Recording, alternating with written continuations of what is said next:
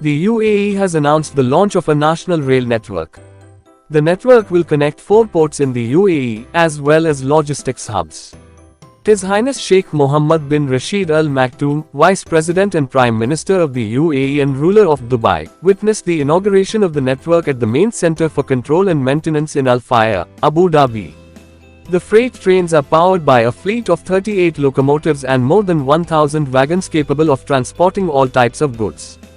The network will contribute to supporting the national economy with an estimated value of $200 billion. It will help save $8 billion in road maintenance costs.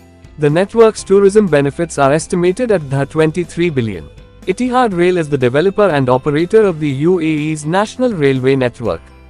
The 303-kilometer railway network, which connects Oman and the United Arab Emirates, will include passenger trains running at up to 200 km per hour, reducing the time of the journey between Sohar and Abu Dhabi to 100 minutes and between Sohar and Al Ain to 47 minutes.